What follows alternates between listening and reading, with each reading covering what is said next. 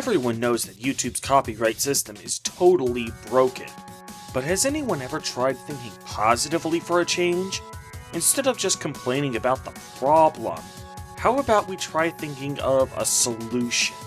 What's up guys, Acerthorn here, and welcome to another YouTube discussion video. I do these discussion and analysis videos on a regular basis, so if you'd like to see more of them, hit that subscribe button to stay notified. A few days ago, I released a video where I suggested a simple change that the US Copyright Office could implement that would stop outright fraudulent DMCA takedown notices. However, that doesn't exactly solve the entire problem. My suggestion in that video would only stop DMCA takedown notices that were outright fraudulent, because it would strip bad actors of their most important shield when they issue bogus DMCA claims: anonymity. The problem is that, while YouTube admits that it receives literally tens of thousands of bogus DMCA takedown notices per year, the vast majority of DMCA takedown notices that they receive are not bogus. As we learned in the recent controversy involving Jukin Media and the YouTube channel MXR Plays, it's actually a lot harder to claim fair use than we YouTube content creators would like to think. In fact, according to most lawyer-owned YouTube channels I've seen, fair use is almost never a clear-cut case of right or wrong.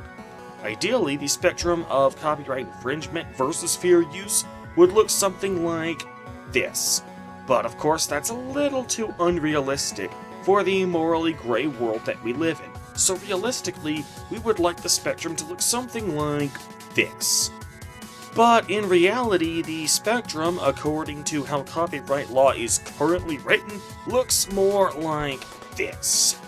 A lot of these attorneys with YouTube channels have admitted that they feel copyright law is outdated and needs to be updated for the 21st century, and specifically for the era of social media. But sadly, until that happens, we live in a world where there is no bright line rule for fair use, whether we like it or not. This means that copyright holders and their agents, like Jukin Media, can indeed issue DMCA takedown notices without being subject to liability under Section 512F of the Copyright Act. Because the alleged infringer may be protected by fair use, but there's absolutely no case to say that Jukin knew full well that MXR Plays was protected by fair use and just didn't care, because whether they were so protected is just too ambiguous. Today, however, I would like to focus on YouTube's copyright strike system. See, as an online service provider, YouTube is required to do a lot of things if they want to avoid being held liable for someone else's copyright infringement. One of those things they have to do is they must diligently remove videos that are alleged to be infringing. The system through which they receive and process DMCA takedown notices complies with that section of the law. However, they are also required to have a system of accountability in place that is designed to ensure that repeat infringers are not allowed to continue with their infringing behavior. In other words, YouTube has to terminate people's ability to upload videos if they repeatedly violate copyright. YouTube's chosen method of complying with that section of the law is through its copyright strike system. Basically, every time someone files a DMCA takedown notice on one of your videos, if you get 3 copyright strikes, your channel is terminated. However, even one copyright strike can be devastating to content creators looking to make a living by making YouTube videos, because even a single copyright strike means you cannot monetize your videos until that strike expires. Now, combine that with the aforementioned lack of bright line rules as to what constitutes fair use, and YouTube content creators often find themselves in very stressful situations. If someone issues a DMCA takedown notice, it doesn't matter if your video is fair use or not. Even if you submit a counter notification and get the video reinstated and the copyright strike removed, your copyright strike remains on the channel for 2 whole weeks, and therefore you spend half a month being unable to earn a livable wage. It's like sitting in jail while waiting for your trial. with all of the loss of rights and freedoms that come with being in prison before you've even been convicted of a crime. Except whereas being arrested still requires probable cause, which is usually pretty objective and requires the person making the arrest to actually be well trained in the law, in this case, being subject to pretrial demonetization is entirely dependent on the purely subjective whims of one person who doesn't even need any formal credentials. This means that companies like Jukin Media can intentionally hide behind the vagueness of fair use law in order to effectively extort obscene amounts of money from channels like MXR Plays. MXR Plays has a lot more to lose fighting this to the bitter end than Jukin Media does, because if MXR decided to fight this, they would have to do so while their channel is completely demonetized before they receive due process. This isn't part of copyright law, at least not directly, but it is nonetheless a weapon that companies can threaten YouTube channels with. Now pay attention to what I just said there. This is not part of copyright law.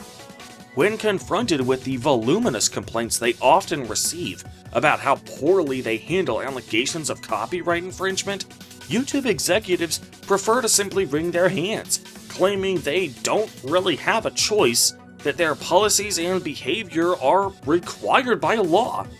However, the law does not require YouTube to demonetize channels for any given duration if they receive any DMCA takedown notices. They are only required to implement something to prevent repeat infringements. Unlike the DMCA takedown notices themselves, federal statute essentially gives online service providers free rein as to how exactly they handle such a system. So here is my proposed solution.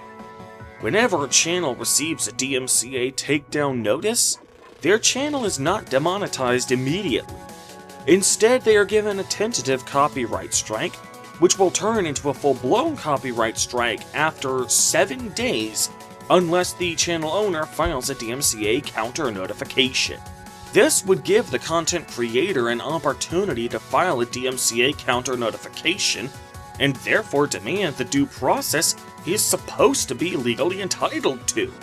If the case were to go to court, the content creator would still get to keep his channel monetized, so he isn't left stranded without a livelihood while he's fighting to determine whether or not he even did anything to deserve losing his livelihood in the first place. It would also significantly lessen the impact of bad actors issuing completely bogus DMCA takedown claims, because while you may lose one single solitary video for 2 weeks, then unless it's an insanely viral video, it would only result in a slight ding to your monthly revenue. And the worst part about all of this is, I know for a fact, YouTube has thought of this solution. You know how I know this? Because as I was searching YouTube's copyright policy for images I could use in this video, I noticed this little excerpt right here. It appears that YouTube has started implementing a 7-day grace period, but only if you're receiving a third copyright strike and are subject to complete channel termination. Now, I did not know about this grace period before I started typing the script for this video. Hell, I had even decided on the 7-day time limit before I noticed YouTube had already decided on that exact length of time for their own grace period. So why haven't they implemented this grace period for channel demonetization whenever you get a single copyright strike? So what we need to do is demand that YouTube adopt this policy for its demonetization related to copyright strikes. Everyone needs to take the link to this video and post it on YouTube's own channels, like Creator Insider and YouTube Creators, telling them that you want this grace period in place to protect against frivolous demonetization. You should also go into your analytics and click on Submit Feedback and show them this video that way. The Creator Insider channel has stated before that yes, they do indeed read the feedback they receive through that medium. So thank you to you all for your patience and giving us lots of feedback, both in the comments below as well as in that send feedback link. A lot of people don't think we read the send feedback stuff in the Creator Studio. We do. So, we need to constantly nag them that this simple yet oh so potent safeguard needs to be put into effect to protect us, not just from bad actors who make completely bogus DMCA claims, but also from companies like Jukin Media, who intentionally hide behind how broken YouTube's copyright system is and use that as a tool for extortion. And with that, I bid you all adieu. Acer Thorn out. Peace.